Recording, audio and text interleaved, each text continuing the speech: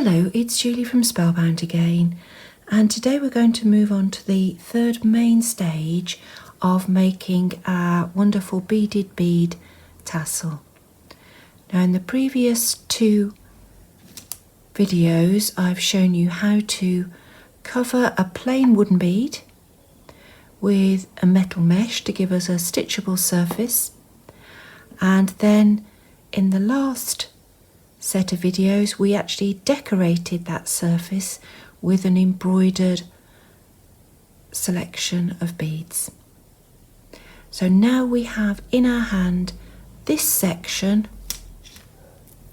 of the tassel. This is the main bead, or the tassel top bead that we've got in hand. We now need to decide on the style of tassel strands we're going to add. Now I've got three examples in front of me of similar size tassels. These two are made using the same technique as this one here. This one is the Windsor Tassel, which is in the Spellbound Beaded Tassels book, and this is made in a slightly different way, but it's still made over a large wooden bead. So you can see similar scale. Now we've got three styles really of tassel strand here.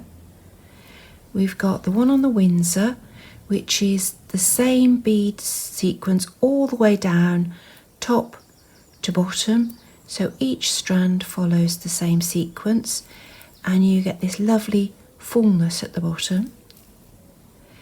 We've got the Summer Tassel, which we were looking at in the previous video, and this one has a faded combination of beads coming from pale down to dark, and we've got different endings on all of the tassel strands, although they follow a similar theme.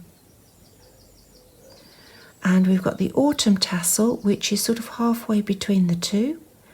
So we've got a regular sequence followed by a regular end, but there's a different bead on the end of each to pick up on what we've got at the top, and the regular sequence is just changed by the number of seed beads above the pattern. So on the shorter strands we start with less than 10, on the longer strands we've got 30 or so beads before our pattern sequence, and then the feature at the end. So there's three different ways we can do it that are relatively straightforward to plan. Now I'm not quite sure what I'm going to do yet. I need to experiment with some beads, but I think it might be somewhere between this one and this one. I think the very regular one wouldn't suit the organic form of the top bead. So I'm going to move that one out of the way, and I'm going to look a little bit more at these two.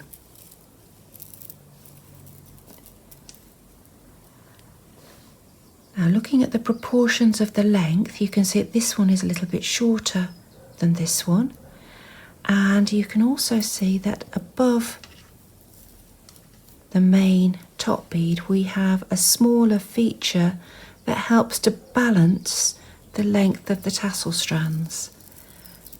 Now on the case of the Autumn one, it's a smaller one because we've got shorter strands. On the Summer one it's a little bit larger, and it helps to balance the length of these strands. Now I'm definitely going to use a top bead, so an additional top bead rather, like this or this. So I need to bear that in mind when I'm looking at the lengths of the strands, because that on its own looks far too long. Add the top bead in as well, and the proportions are correct. So I need to take this extra little bit of decoration that I'm going to add into consideration when I'm designing my tassel strands. Right, I'm going to move these aside now and get together a selection of beads to make my tassel strands. The overall design of the tassel was based on a slice through a landscape. So this top bead here is purples and sort of muted greens, and that's to represent the mountains in the far distance. And then coming forward into the foreground down the tassel strands, I was looking at capri blues and turquoises for representing a loch or a lake, and then into greens for vegetation in the foreground and on the foreshore. So I've picked up some beads that will help me to represent those colours through my tassel strands, and I anticipate working from the blues through to the greens. Now, having used a little bit of purple, all sorts of different purples actually in the top bead, I need to incorporate a little bit of the purple in the tassel strands as well. So I've also got some of the main beads here that I used in the tassel top bead. Now, when you're making tassel strands, you need to add some weight towards the bottom. These are the weight beads, and they are best made in glass or a heavy metal. I prefer glass because it has nice smooth edges. So I've got some faceted glass beads here, I've got some olive, I've got a bit of copper which has these sort of olive and purpley tones in it. I've got capri blue, which will pick up on the colours for the water, and I've also got this nice sort of amethyst purple. Now, I particularly like this because it picks up on the purples in the top bead, and it's a nice heavy bead. So if I bring in the end of the Windsor Tassel again, you can see there's multiple weight beads used, and that helps to keep that tassel strand nice and straight. So I'm probably going to be using 2 or more weight beads on each strand, so it's nice to have a variety. Now, probably the most important bead after the weight beads in your tassel stranding, in my opinion at least, is to have some bugle beads. Now, these help to differentiate the strands from one another when you look at the tassel from a distance. So if I bring in the autumn tassel, you can see here how the bugles really emphasize the fact that these are individual strands. If this was all just small seed beads, what you tend to see from a distance is just a mass of beads. But this emphasises, and to be honest, glistens, by adding more bugles, and it gives you that sense that there are individual strands rather than just a mass of beads. So I've got 2 colours of bugles. I like to use 2 colours if possible on a long strand because, again, it gives me the opportunity to introduce the bugles near the top of the strand and near the bottom as I'm fading through the colours. I'm going to change my Nymo thread as well. Previously I was using a pinkish one because that was the predominant colour for the base wire and for the beads. I'm now going to change to an olive because that works better with this particular palette. Right, I'm going to get started and try an experimental tassel strand and see if I like what I'm doing. If not, I'll start again. Now, the tassel strands that will hang below the top bead are actually made as a separate unit. So I'm not going to actually need that at the moment. I'm just going to put it to the side so that I've got it for colour inspiration. And I'm going to bring in the summer tassel to show you what I mean. Here's the top bead of the summer tassel. And if we look at the top of the tassel strands, there's a large crystal bead. Now, the tassel strands are all actually attached to or through that crystal bead to a little anchor bead that's concealed inside the main top bead.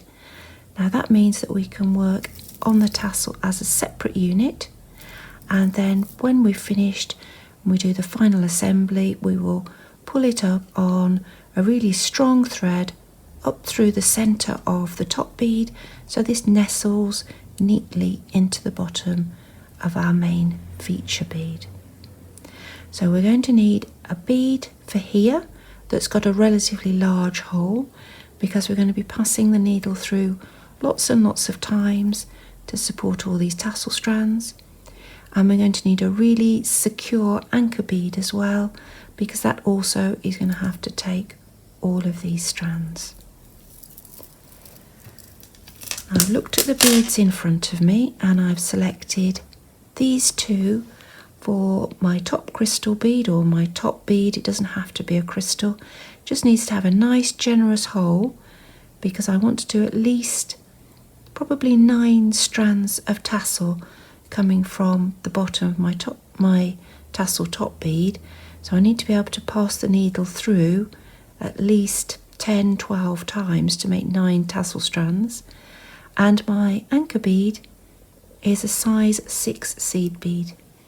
Now you can use a soldered jump ring, but I like to use a size 6 seed bead because there's obviously no gaps in it for the thread to escape.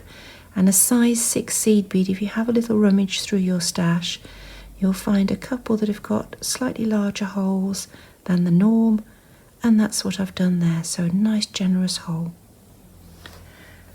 Okay, I've prepared my needle with a single length of thread, and I've gone generous. I've got about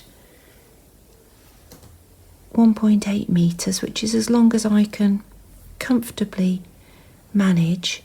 If you need a shorter length, use a shorter length, that's absolutely fine.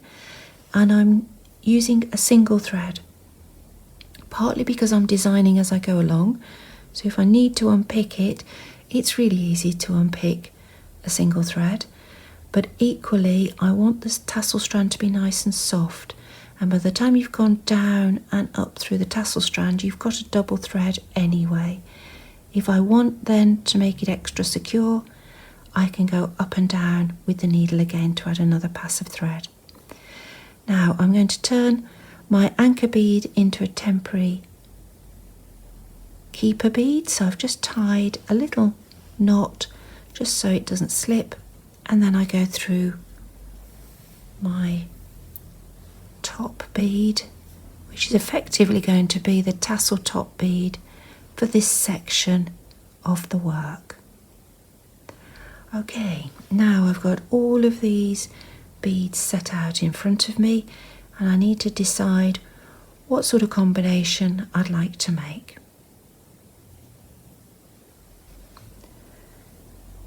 So, as you can see, I've had a bit of a play, and I must admit I've swapped in and out a few different beads, and I've swapped the emerald green bugle, for instance, for this nice capri blue, which picks up on the capri blue facets, which matches in with the blues I've chosen for the top of the tassel strand. And I've reduced down the number of greens as well, because this olive green is strong enough to carry the theme through.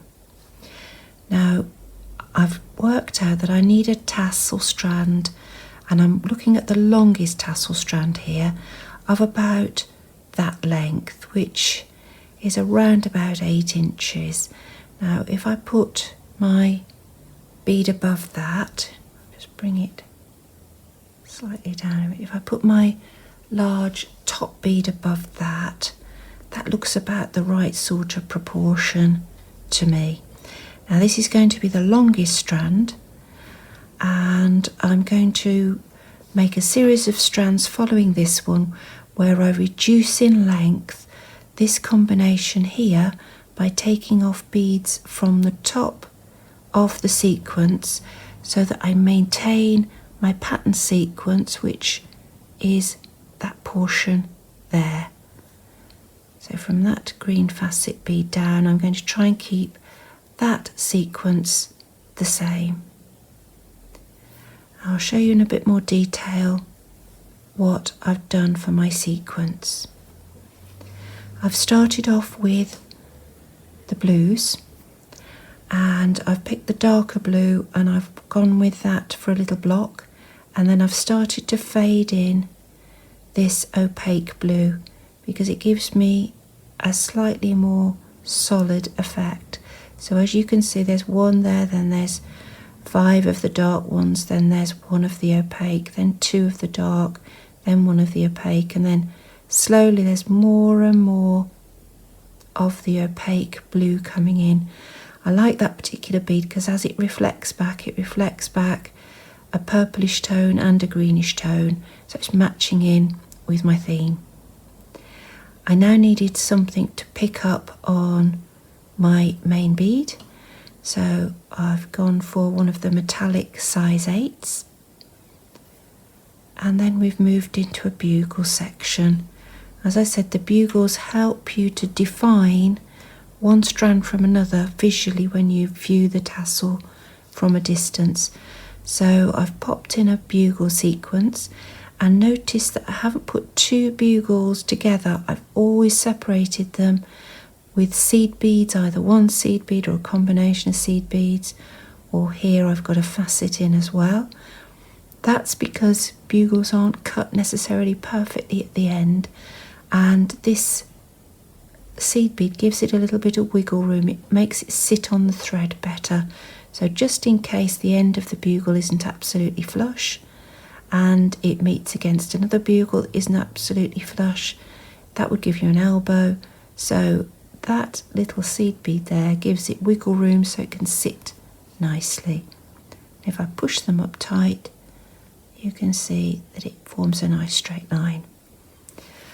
Now, throughout the bugle sequence, I've started to fade in slightly larger beads because I'm coming towards the meat of the weight sequence down here. I've also swapped from this scarab green bugle to that capri blue bugle because that was popping better against the olive, and I've reintroduced the capri blue here. And this is my weight sequence. I'm building up to bigger seed beads, bigger facets, and that is where the concentration of the weight is that's going to hold my strand straight. Now, as I need to do an ending on the bottom of the tassel strand, I've got lots of options. I could just do a picot, I could add a feature bead like this and just go through the loop on there. If I'd got a leaf, I could use a leaf, or I could use a little dangle like that. But there's enough going on my tassel sequence as it is, so I'm just going to do a simple loop. Now, a loop gives me a little bit of width at the bottom of the tassel strand, so it maintains that heavier look I've got that I've achieved with my weight beads.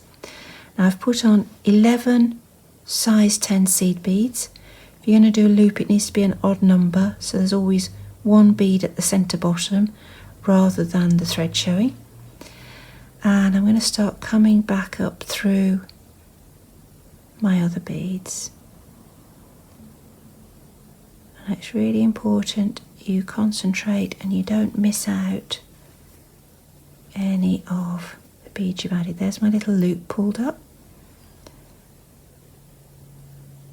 There's nothing quite so frustrating as having finished a tassel and realising that you've skipped past 1 size 10 bead, for instance this one, and it means that the tassel strand won't hang straight at that point and it causes an elbow, and you'll just have to remake it. As a beader, you won't be able to live with it. I say as a beader, as an embroiderer, as a crafter, most of us are obsessed with, as soon as you make a mistake, that's all you can see. I'm coming back up through that top sequence now and up through my top crystal bead that is acting as my tassel top bead for this section. Now I'm actually going to take off that anchor bead that I've put on as a keeper bead because I don't want to accidentally catch the knot that I'd tied around it as a keeper bead, because if you do that you then can't undo the knot. So I'm now just going to pop it back on the needle and pass back down that top crystal bead, and that will pull it up as my anchor without any problem with it catching on the tail thread. And now I can start my next strand. Just make sure I've got the right tension in that thread for the first strand. And now I'm going to reduce the length of the next strand. So at the top here I've got 2, 4, 6, 8, 9 of these capri blue beads before I start my pattern sequence. So I'm going to reduce that by 6 beads, I think. So I'm going to start with 3 of the darker capri blue and then that bead there. So I'm starting the sequence at that position. So I've then got 2, 4, 5 and 1 of these, 2 blue, and then you can see I'm in this sequence here. Might not be quite so easy for you to see on camera because these blues are quite similar when viewed on screen, but in reality there's quite a bit of difference. Now I'm just going to lay my sequence alongside what I've done. So I know I'm matching it up. So I can see that bead corresponds with that, that one with that, and that means I need another 2 of these. I must admit this is a lot easier if I'm not talking at the same time, so if I go silent I apologise. Okay. So that replicates that portion of the sequence down to the first bugle bead. You can see there's a bit of thread showing at the top, so if I push that up you can see I'm going to be just over a centimetre shorter on this strand if I copy the rest of that as opposed to the first strand, and that's what I'm going to do. So it's scarab green bugle followed by, and you can see I'm just going to work down the sequence.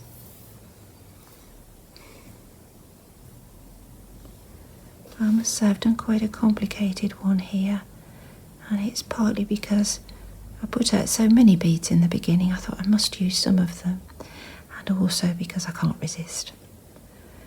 And there's a confession for you.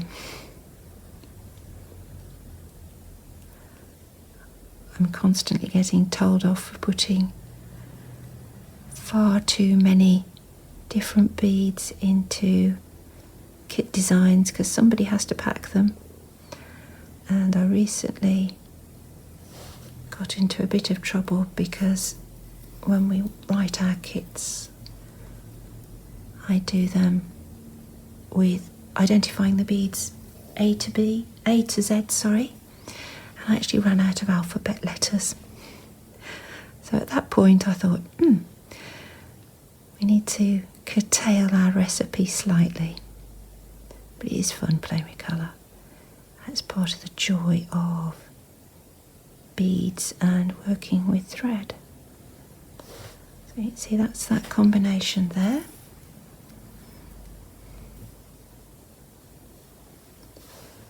And now I'm coming to the meat of the weight sequence. So I've just made a mistake there. So that's that one. So the next one is olive, bronze, size 6 purple, bronze, large capri blue, bronze, 2 olive. I'll bring this down and just check it, and I've got it right. And then it's olive, size 6 purple. There's a little obstruction in that, I'll just clear it.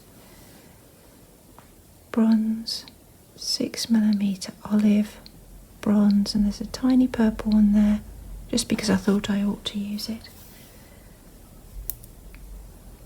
Check my combination, and if I go right to the top of the pattern sequence, I can check that I've done everything the same, and then it's 2, 4, 6, 8, 10, 12, 13 of my little scarab green. So 2, 3, 4, 5, 6, 7, 8, 9, 10. There's my 13 scarab green for the bottom.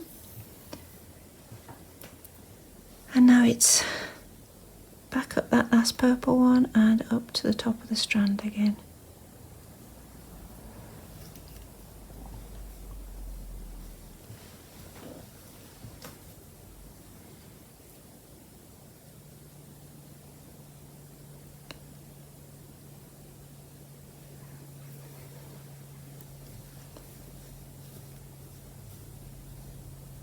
Although I was commenting in a previous video that it's quite good to use a bent needle sometimes, especially when you're doing the bead embroidery on the beaded top bead of this design.